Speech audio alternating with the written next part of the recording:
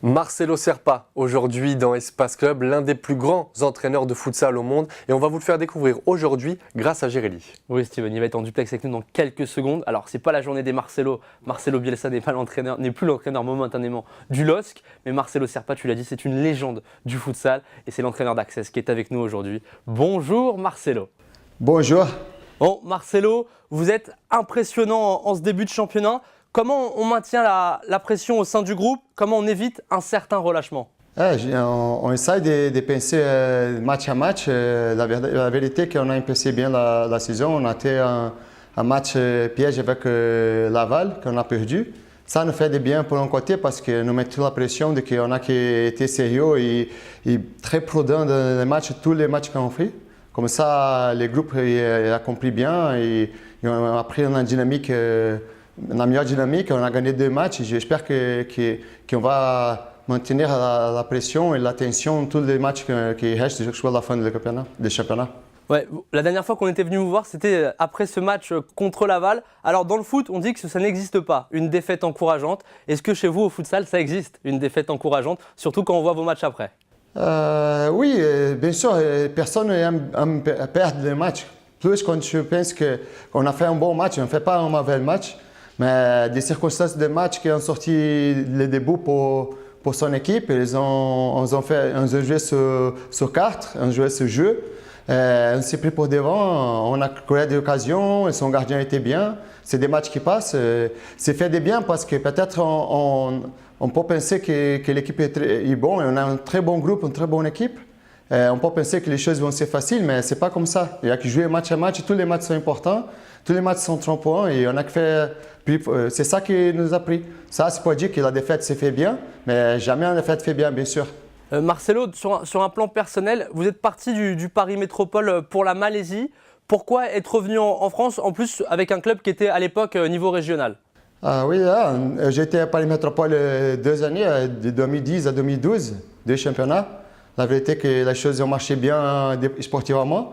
On est arrivé à la finale du championnat, on a créé un groupe de jeunes français qui a réussi à arriver en finale et affronter le Sporting très bien. Après ça, je suis parti à Malaisie, l'opportunité de travailler dans la fédération, en sélection, comme directeur technique et sélectionnateur.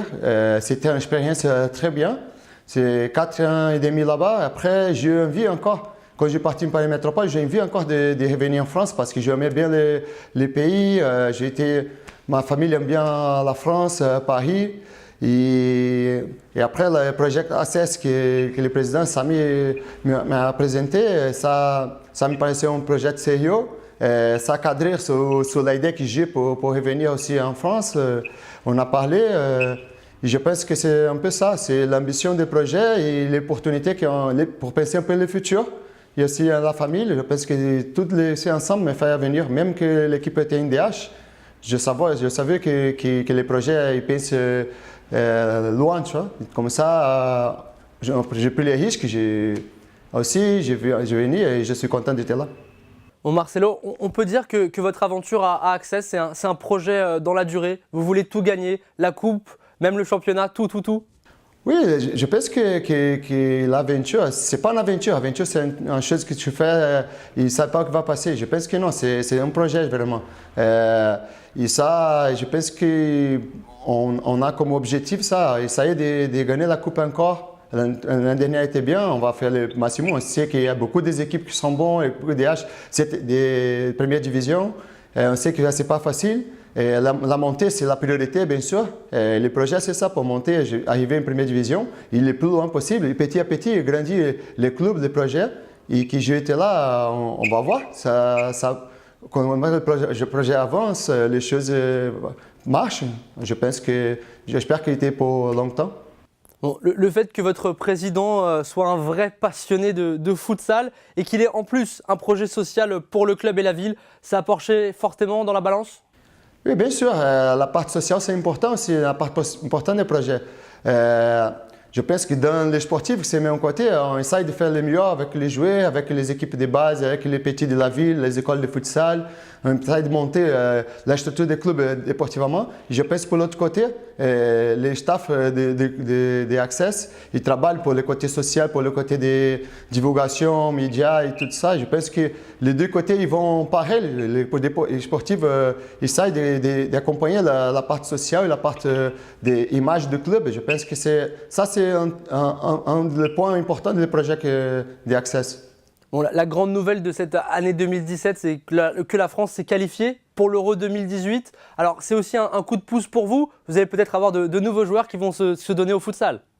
J'espère que oui. Je pense que ce que fait l'équipe de France, c'est un résultat important. C'est pas facile. Ils ont gagné la Croatie là-bas. C'est une équipe qui, normalement, s'est habituée à jouer les finales de UEFA. Ils sont habitués de jouer des Coupes du Monde, des mondiaux de futsal. C'est entre les 15 meilleures équipes du monde. Ça c'est un point important pour l'équipe de France. Je pense que petit à petit, les joueurs, les championnats, les futsal en France montent. Et ça, c'est un peu la cerise de gâteau, je ne dis pas parce que ça n'arrête pas ici. Mais dans le travail que fait tous les entraîneurs, tout le monde qui fait le futsal en France, c'est la fin, c'est voir.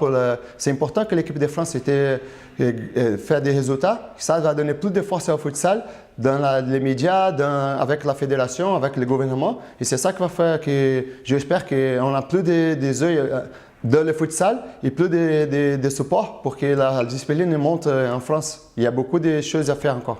Bon, vous qui connaissez bien le futsal français, on peut espérer quoi à l'Euro 2018? Vous avez déjà des joueurs avec vous à Access qui jouent en équipe de France. On peut espérer quoi? 8e, quart, finale, la victoire? La vérité, ça se passe en 4 groupes de 3 équipes. Il y a 3 équipes et il y a 2 qui se qualifient pour la quart finale.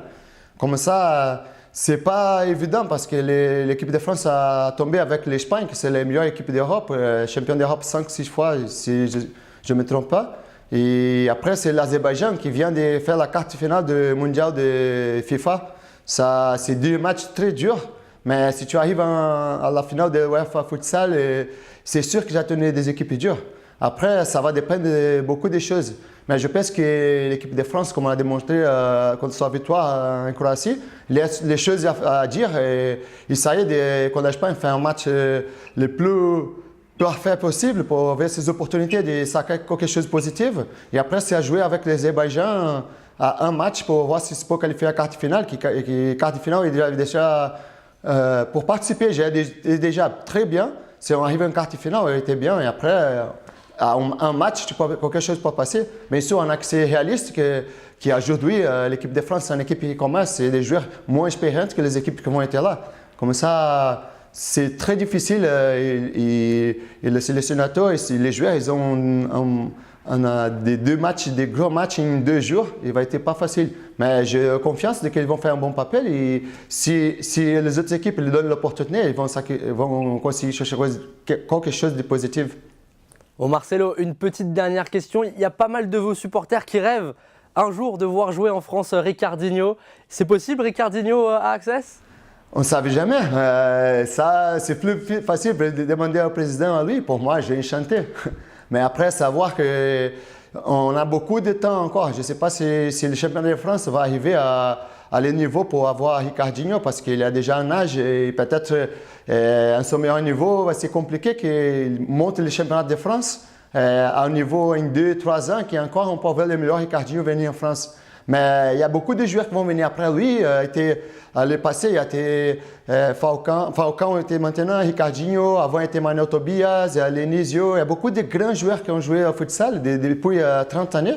Et à la fin, on dit, on verra un joueur de ça en Espagne. On a vu en Russie. Pourquoi en France, le futur Ricardinho ou Falcão ne va pas venir en France si le championnat monte? Et si on a des supports, comme vous faites pour nous, des médias qui nous aident et de la fédération, et que les championnats montent, pourquoi pas? Bon Marcelo, merci d'avoir été avec nous. Ok, merci à vous. Bon, on espère vous accueillir de nouveau sur le plateau d'Onzeo pour parler de l'Access et de l'actualité futsal en France. Enchanté, con plaisir, avec plaisir. Merci.